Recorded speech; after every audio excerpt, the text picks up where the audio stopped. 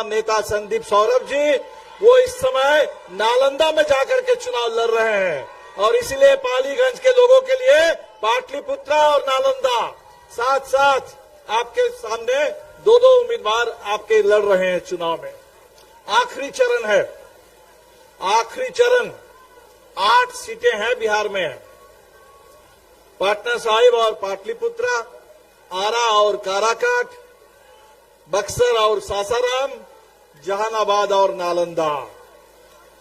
कल आईपीएल का फाइनल हो गया है और चुनाव का फाइनल 1 तारीख को। 8 सीट है बिहार में, 2 चौके चाहिए, 2 चौके। और जैसे क्रिकेट मैच के अंत में आखिरी ओवर में धोनी आकर के चौके छक्के लगा करके मैच जिताते थे, बिल्कुल वैसे ही 2 चौके लगा करके आपको इंडिया गठबंधन को बिहार में और पूरे देश में स्पष्ट बहुमत देना है। साथियों, इस चुनाव में एक जीत हमारी हो चुकी है, एक जीत हमारी हो चुकी है 6 चरण में। ये ऐसा चुनाव है जिस चुनाव में मोदी जी का कोई जुमला नहीं चल रहा है, कोई जुमला नहीं चला। पूरे देश में लोगों ने कहा जुमला नहीं, जवाब दो, 10 साल का हिसाब दो। ये हिंदुस्तान ने नारा लगा दिया है और मोदी जी के पास ना जवाब है ना हिसाब है। हमारे बड़े बड़े सवालों का मजाक उड़ाते हैं। सबसे बड़ा सवाल बिहार का गरीबी, देश के लिए भी बहुत बड़ा सवाल गरीबी। और मोदी जी से जब पूछा जाता है आपके राज में अमीर और अमीर हो रहे हैं और गरीब गरीब हो रहे हैं, तो मोदी जी कहते हैं कि क्या मैं अमीरों को गरीब बना दूं? और कहते हैं कि हमने तो बस दे दिया 80 करोड़ लोगों को 5 किलो अनाज मुफ्त में, गरीब को और क्या चाहिए? गरीब को गुलाम समझते हैं, गरीब को बंधुआ समझते हैं।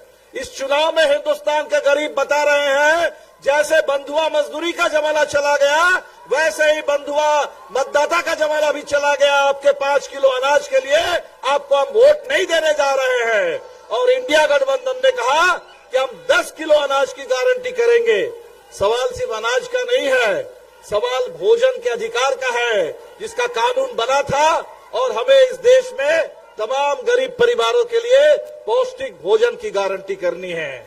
और इसीलिए हम लोगों ने ये भी कहा कि 500 रुपए सिलेंडर गैस, 200 यूनिट बिजली फ्री बिहार के और पूरे देश के गरीबों के लिए, 1 लाख रुपए जो गरीब परिवार है, गरीब परिवार के महिला के लिए 1 लाख रुपए आर्थिक मदद सालाना। बड़ा सवाल रोजगार का। और मोदी जी ने कह दिया कि सरकार का काम तो नौकरी देना नहीं है। जहां नौकरी मिलती थी, रेलवे में, सेना में, बैंक में, पब्लिक सेक्टर में, वो सब निजीकरण कर रहे हैं, ठेकाकरण कर रहे हैं और हमारे देश के नौजवान लगातार बेरोजगार हो रहे हैं। बिहार से 17 महीने का समय हम लोगों को मिला था और एक मजबूत शुरुआत हुई थी। 5 लाख सरकारी नौकरी के साथ, नियोजित शिक्षकों को राज्यकर्मी के दर्जा के साथ जो शुरुआत बिहार से हुई है, उसको देश के पैमाने पर हमें आगे बढ़ाना है और 30 लाख खाली पदों को भरना है, 1 करोड़ रोजगार सालाना उसका प्रबंध करना है। तो साथियों, ये जो बड़े सवाल है, मोदी जी आकर के बिहार में झूठ बोल रहे हैं। आरक्षण का बड़ा सवाल, बिहार ने रास्ता दिखाया, जाति आधारित जनगणना हुई और जाति आधारित जनगणना और सामाजिक आर्थिक सर्वेक्षण के बाद जो आरक्षण की 50% की सीमा थी, उस सीमा को तोड़ करके 75% आरक्षण का फैसला हुआ। दलितों के लिए, अति पिछड़ों के लिए, पिछड़ों के लिए, सबके लिए आरक्षण बढ़ा 75% में। और ये हम चाहते हैं कि देश के पैमाने पर हो, लेकिन मोदी जी आकर के झूठ बोल रहे हैं। और अफसोस, नीतीश जी खामोश है। मोदी जी कहते हैं, नीतीश जी कहते हैं कि हम कर्पूरी जी के शिष्य हैं। कर्पूरी जी के जमाने से बिहार में कुछ मुस्लिम जातियों को ओबीसी का आरक्षण मिला हुआ है। मंडल कमीशन से अगर किसी को मतलब है तो मंडल कमीशन की पूरी रिपोर्ट में मुस्लिम जातियों को ओबीसी का आरक्षण मिला हुआ है। मोदी जी के अपने गुजरात में 2 साल पहले क्रेडिट ले रहे थे कि हमने इतने मुस्लिम जातियों को ओबीसी का दर्जा दे रखा है, और आज बिहार में आकर के आरक्षण के सवाल पर भी हिंदू मुस्लिम करते हैं। तो साथियों, आरक्षण में कटौती करने का सवाल नहीं है, आरक्षण को बढ़ाने का सवाल है। और सबसे बड़ा सवाल इस चुनाव में बाबा साहब अंबेडकर के संविधान, इस संविधान को मजबूत बनाने का, इस संविधान और लोकतंत्र की रक्षा करने का सवाल है। और हिंदुस्तान पूरा इस चुनाव को हम देख रहे हैं कि एक जन आंदोलन में तब्दील हो गया है। गरीबों ने, इस देश के दलितों ने, इस देश के नौजवानों ने, इस देश की आधी आबादी ने, इस देश के किसानों मजदूरों ने चुनाव को जन आंदोलन बना लिया है। बिल्कुल जिस तरह से आजादी के लिए अंग्रेजों के खिलाफ हमने एकता बना करके आजादी की लड़ाई लड़ी थी और आजादी हासिल की थी, आज इंडिया गठबंधन में बिल्कुल वैसे ही एकता बनी है। जमीन पर एकता है और 2020 के चुनाव में जो एकता थी वो एकता और व्यापक बनी है भाई मुकेश सहनी जी के आने के साथ साथ। और इसीलिए आपसे अपील करेंगे कि 1 तारीख को जमकर वोट दीजिए। यहाँ लालटेन है, आपके पटना साहिब में पंजा छाप है, आरा में, काराकाट में, नालंदा में माले का झंडे पर 3 तारा छाप है, बक्सर में लालटेन है और सासाराम में पंजा छाप है। 8 सीट पर हमारी तीनों पार्टी एक साथ मिलकर के हम लोग लड़ रहे हैं और बिल्कुल मजबूती के साथ 1 तारीख को सुबह से पहले मतदान और फिर जलपान। एक वोट दीजिए, जमकर वोट दीजिए, ताकि 4 तारीख को जब वोट की गिनती होगी, जब मशीन खुलेगा तो पता चला कि बस पाटलिपुत्रा में आपने सांसद भी बदल लिया और देश में अपने सरकार को भी बदल दिया। इस चुनाव में नारा हमारा सांसद बदल दो, सरकार बदल दो, बेईमानों का राज बदल दो, सांसद बदल दो, सरकार बदल दो, अहंकारियों का राज बदल दो। इसी के साथ पालीगंज के जागरूक मतदाताओं का, यहाँ के समाजवादियों का, कम्युनिस्टों का, यहाँ के तमाम अम्बेडकरवादियों का, नौजवानों का, सबका तहे दिल से शुक्रिया, बहुत बहुत शुक्रिया। इनकलाब जिंदाबाद, इंडिया गठबंधन जिंदाबाद। इस राज्य के युवा सम्मान के प्रतीक बिहार के पूर्व उप मुख्यमंत्री, रोजगार और नौकरी के प्रतीक आदरणीय तेजस्वी प्रसाद यादव जी से आग्रह करता हूं कि वो पालीगंज के इस महान जनता के इस चुनावी सभा को संबोधित करें।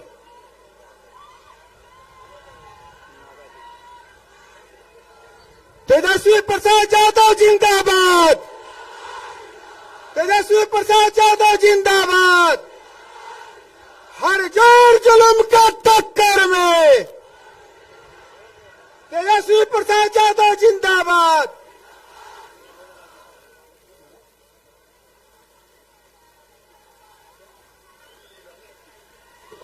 राहुल गांधी जिंदाबाद। देश का भावी प्रधानमंत्री जिंदाबाद। हेलो,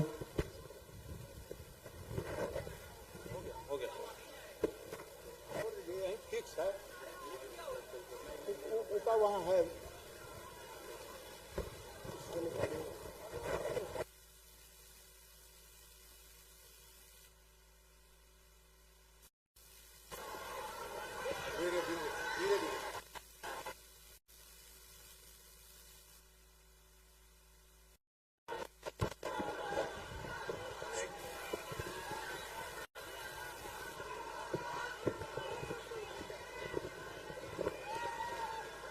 पालीगंज के ऐतिहासिक धरती के महान सुपुत्र स्वर्गीय राम लखन बाबू, चंद्रदेव वर्मा जी, स्वर्गीय कन्हैया बाबू जी को नमन करता हूं। और आज पालीगंज में सभा में उपस्थित आदरणीय राहुल गांधी जी, हमारे बड़े भाई मुकेश सहनी जी, दीपांकर जी, अनिल जी, अखिलेश जी, पूनम देवी जी, भीमा भारती जी, अभय कुशवाहा जी, श्रवण कुशवाहा जी, मधु मंजरी जी, आलोक रंजन जी, कारी शोएब साहब, भोला यादव जी, दीनानाथ यादव जी, रामविलास पासवान जी, शक्ति यादव जी और सभी पालीगंज के हमारे मतदातागण, अभिभावक, बुजुर्ग, माताएं, बहनें, नौजवान, युवा साथी, इतने गर्मी में आप लोग आए हैं। आप सबको हाथ जोड़ करके हम धन्यवाद देते हैं। आप सब लोगों का स्वागत और अभिनंदन करते हैं। तो मिजाज बन टनाटन, हम मिजाज रखिए टनाटन टनाटन टनाटन। नौकरी मिलेगा फटाफट फटाफट फटाफट। गरीब दीदी के खाता में 1 लाख जाए खटाखट खटाखट खटाखट। अब भाजपा के हो जाए सफाचट सफाचट सफाचट। और लालटेन पर वोट गिरी ठकाठक ठकाठक ठकाठक। देखिए मीशा दीदी यहां से चुनाव लड़ रही है। आप सब लोगों से अपील है कि लालटेन पर बटन दबा करके इनको भारी बहुमत से जिताएं और लालू जी राहुल गांधी जी के हाथों को मजबूत करने का काम करें। ज्यादा समय हम नहीं लेंगे। हम तो आपके बीच आते रहते हैं, अपनी बात को रखते हैं, लेकिन 17 महीने में हम लोगों ने जो काम किया वो 17 साल में भी नहीं हुआ। 5 लाख लोगों को, नौजवानों को सरकारी नौकरी दिया गया। 3 लाख नौकरी प्रक्रियाधीन करा दिया गया। समझो 8 लाख हो जाता, वरना चाचा जी ने पलटते तो चाचा जी पलट गए। अब पलट गए कि भाजपा वाला हाईजैक कर लिया। वो तो बुजुर्ग हैं भाई, हमारा तो पूरा सम्मान है अपने चाचा के प्रति। बुजुर्ग हैं, अभिभावक हैं, यही कामना है कि जहां भी रहे सुखी रहे, स्वस्थ रहे। लेकिन चाचा ने कहा था जो 14 में आए हैं वो 24 में जाएंगे। मुझे पूरा विश्वास है, भले ही चाचा जी का शरीर वहां है लेकिन मनवा यही जाए। कल चाचा जी बोल दिए नरेंद्र मोदी जी, उनकी इच्छा है कि नरेंद्र मोदी जी मुख्यमंत्री बन जाए। कभी ना कभी तो अंदर की बात सामने आ ही ना जाती है। बनारस में नामांकन हुआ, वो हुजा नहीं गए। मोदी जी के नामांकन में नहीं गए, चाचा जी बीमार हो गए थे। अरे बूझे वाला बूझा था कि सोना आकर पीता रहा। सब समझने वाले समझते हैं, तो हमारा तो पूरा सम्मान रहेगा। लेकिन आप देखिए, हम लोगों ने 17 महीने में आप लोगों से वादा किया था जाति आधारित गणना कराएंगे, हम लोगों ने कराया। और नरेंद्र मोदी जी मना कर दिए थे जब हम मिलने गए थे, तो 1 घंटा हमारी बात हुई। पूरा बिहार का डेलीगेशन, हर पार्टी का डेलीगेशन गया था। उनका ये मंसूबा था कि अगर भाई जाति आधारित गणना हो जाए तो आरक्षण को बढ़ाना पड़ेगा। हम लोगों ने बिहार में 75% आरक्षण को बढ़ाया, लेकिन नरेंद्र मोदी जी के धमनी में भी आरक्षण का वो विरोध करते हैं। वो लोग नहीं चाहते। सॉलिसिटर जनरल तुषार मेहता को खड़ा कर दिया गया था जब हम लोग कास्ट बेस्ड सर्वे करा रहे थे सुप्रीम कोर्ट में उसके खिलाफ। ये आरक्षण विरोधी लोग हैं।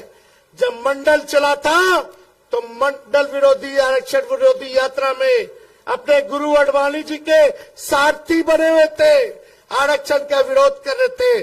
और यहाँ बिहार आकर के बोलते कि लालटेन वाला पिछड़ों का, गरीबों का, दलितों का आरक्षण छीन लेगा, अति पिछड़ों का। अरे लालू जी ने तो गरीबों को आवाज दिया, मंडल कमीशन लागू कराया, किया कि नहीं किया? सबसे पहले हमारे कर्पूरी जी ने आरक्षण की सीमा को बढ़ाया था, सबको आरक्षण दिया। पिछड़ेपन को देखते हुए जो मंडल कमीशन की सिफारिशें थी उनको हम लोगों ने दिया। लेकिन मोदी जी, आप बिहार आकर के केवल झूठ बोलते, केवल झूठ बोलते। लेकिन इस बार बिहार की जनता झूठ का बदला लेगी। आप जो नफरत फैलाते हो, हिंदू मुसलमान की बात करते हो, इसका हिसाब बिहार की जनता, पालीगंज की जनता लेगी। बताओ, पालीगंज की जनता 10 साल प्रधानमंत्री रहे, वो 10 साल से सांसद उनका, 17 साल से राज्य में सरकार उनका। अगर 17 महीने हमारा हटा लो तो बताओ पालीगंज को उन लोगों ने क्या किया? मोदी जी ने एक काम बताओ जो पालीगंज के लिए किया हो मोदी जी का। वो काम की बात नहीं कर सकते, वो केवल बकवास कर सकते हैं। क्या बकवास कर रहे बिहार आके?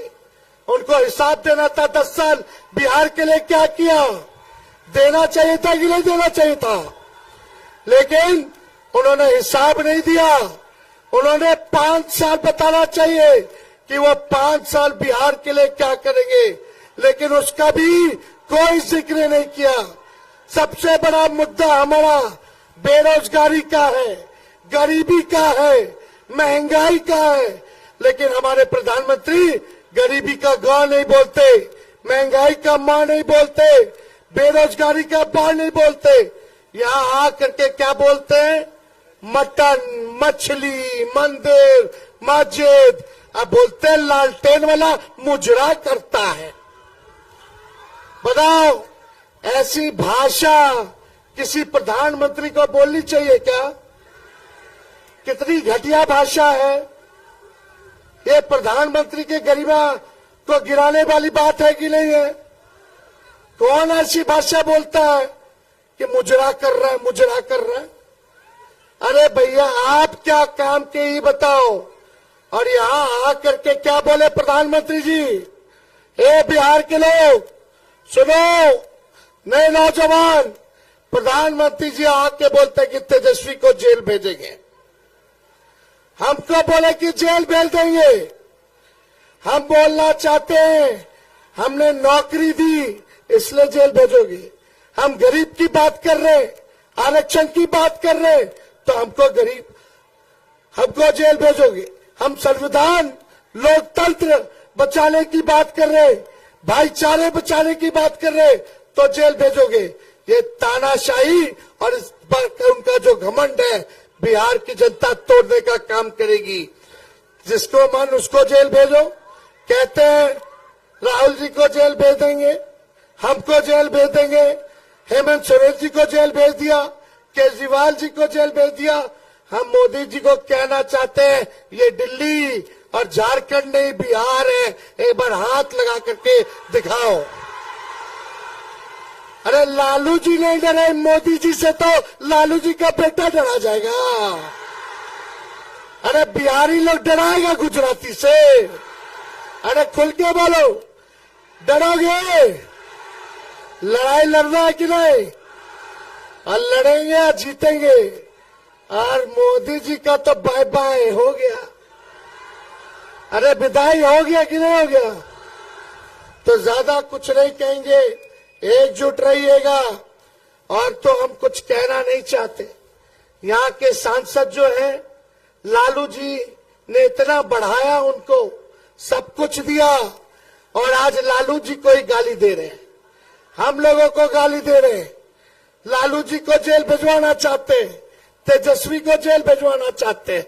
इसका हिसाब लोगे कि नहीं लोगे? दोनों हाथ ऊपर करके बताइए, लोगे कि नहीं लोगे?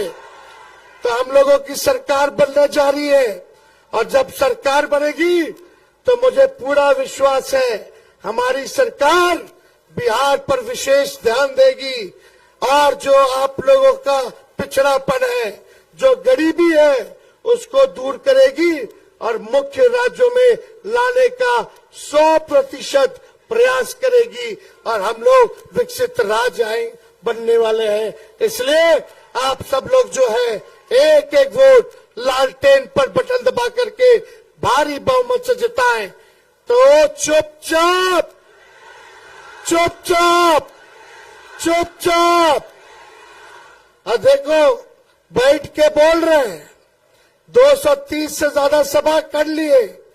हम डॉक्टर साहब को बोले कि बेड रेस्ट हम तब तक नहीं करेंगे जब तक नरेंद्र मोदी जी को बेड रेस्ट नहीं करा देते। तो ज्यादा समय नहीं है, भाजपा भगाओ। अरे आवाज आना चाहिए पीछे से, भाजपा भगाओ, भाजपा भगाओ, भाजपा भगाओ। बहुत बहुत धन्यवाद। जय हिंद, जय बिहार, पाली की जनता जिंदाबाद। इस देश में गरीब गुरबों की आवाज, इस देश में मोदी की अहंकारी सत्ता को चुनौती देने वाले परम आदरणीय राहुल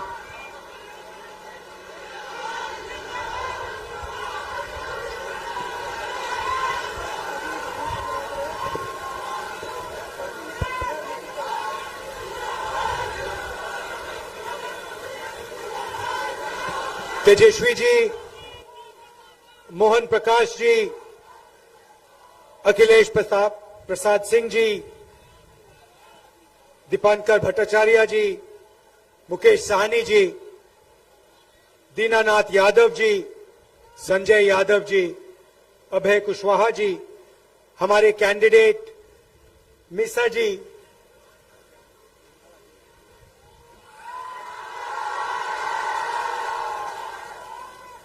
भारी बहुमत से जिताना है। स्टेज पे इंडिया अलायंस के नेता, वरिष्ठ नेता और इंडिया अलायंस के प्यारे कार्यकर्ता बब्बर शेर, भाई और बहनों, बिहार के युवा और प्रेस के मित्रों, आप सबका यहां बहुत बहुत स्वागत। ये मैं कह देता हूं प्रेस के मित्रों, मगर ये हमारे मित्र नहीं है, ये अदानी के मित्र हैं। ये कैमरा वाले नहीं, ये छोटे रिपोर्टर नहीं, वो बड़े बड़े जो इनके जो मोदी जी वाले इंटरव्यू करते, वो चमचे जो है ना 4-5, देखे आपने? वो तेजस्वी जी के साथ मेरे साथ इंटरव्यू करते हैं तो अलग अलग सवाल पूछते हैं, और मोदी से इंटरव्यू करते हैं तो कहते हैं, मोदी जी आप आम कैसे खाते हो? आप क्या चूस के आम खाते हो या काट के आम खाते हो? कैसे खाते हो? कौन सा आम आपको अच्छा लगता है? ऐसे सवाल मोदी जी से पूछते हैं। एक ने पूछा, थोड़ा मुश्किल, मोदी जी के लिए थोड़ा मुश्किल सवाल पूछ लिया। वो जैसे पेपर लीक होता है ना यहां पे, वैसे ही उनका इंटरव्यू है, पेपर लीक वाला इंटरव्यू होता है उनका। सारे सवाल पहले उनसे पूछे जाते हैं। तो एक ने पूछा, मोदी जी लोग कह रहे हैं कि हिंदुस्तान में अमीर लोग अमीर होते जा रहे हैं और गरीब लोग गरीब होते जा रहे हैं, इसके बारे में आप क्या सोचते हो? तो पहले 30 सेकंड नरेंद्र मोदी जी सोचे ऐसे,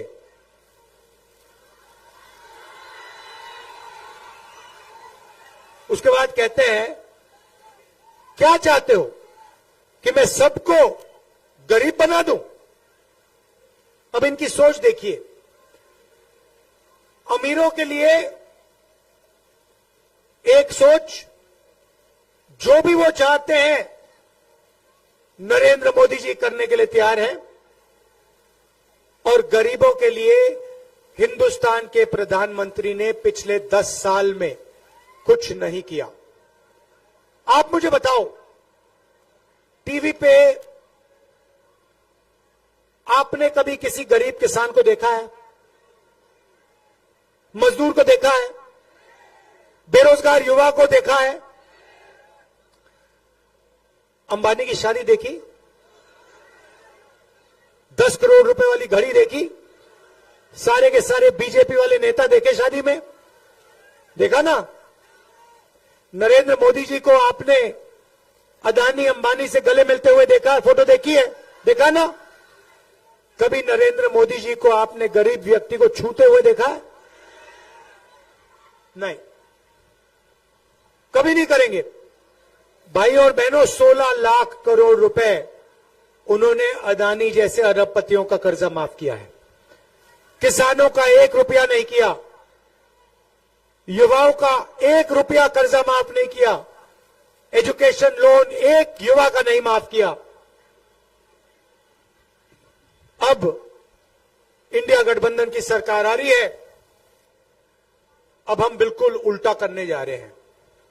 उन्होंने 22-25 अरबपति बनाए, हम अब करोड़ों लाखपति बनाने जा रहे हैं।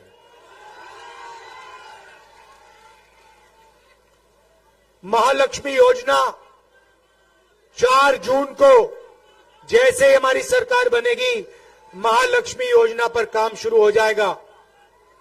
हिंदुस्तान के सारे गरीब परिवारों की लिस्ट बनेगी। हर एक गरीब, एक सेकंड भैया, एक सेकंड, हर गरीब परिवार की लिस्ट बनेगी। हर गरीब परिवार में से एक महिला का नाम चुना जाएगा। करोड़ों महिलाओं को 5 जुलाई पर सुबह 9 बजे बैंक अकाउंट में 8,500 रुपए मिलेंगे। जुलाई, अगस्त, सितंबर, अक्टूबर, नवंबर, दिसंबर, हर महीने खटाखट खटाखट खटाखट खटाखट खटाखट 8,500 रुपए। करोड़ों लोग हिंदुस्तान में सुबह जगेंगे, बैंक अकाउंट देखेंगे, महीने के 8,500 रुपए उस बैंक अकाउंट में मिलेंगे। क्रांतिकारी काम है भाई और बहनों, दुनिया की किसी सरकार ने ऐसा काम नहीं किया। 1 लाख रुपए हर महीना के बैंक अकाउंट में 1 साल का जाएगा, और यह पैसा उस दिन तक जाएगा जब तक वो परिवार गरीबी रेखा से ऊपर नहीं चले जाएगा। मतलब लाखों करोड़ रुपए हम सीधा महिलाओं के बैंक अकाउंट में डालने जा रहे हैं।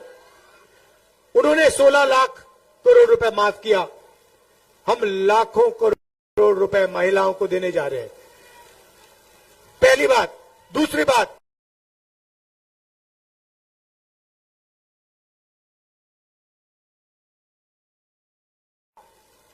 नरेंद्र मोदी जी ने देश में बेरोजगारी फैलाई।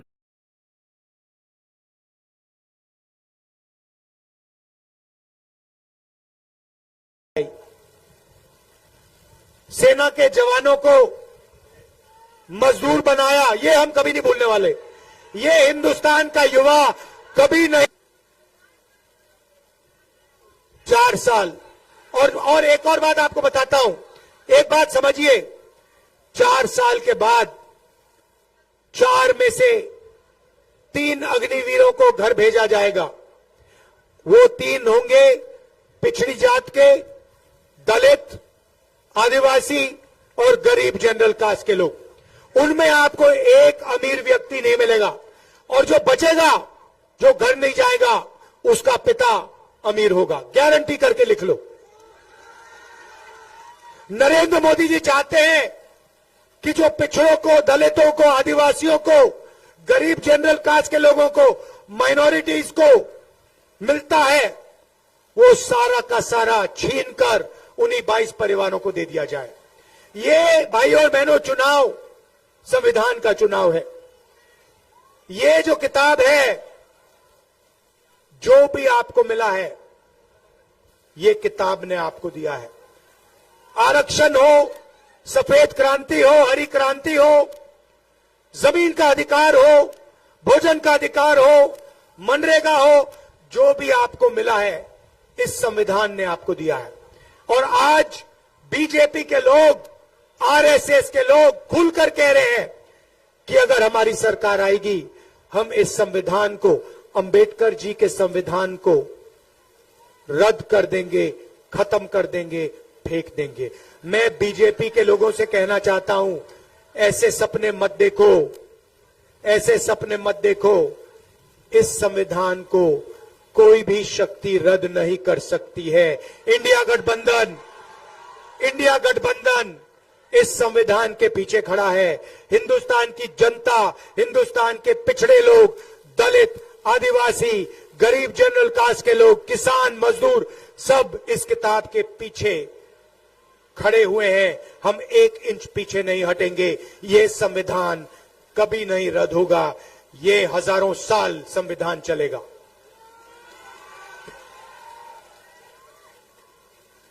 तो महिलाओं को बैंक अकाउंट में 1 लाख रुपए। अब यहां युवा पूछ रहे हैं, राहुल जी आपने महिलाओं की बात की, हमारा क्या होगा?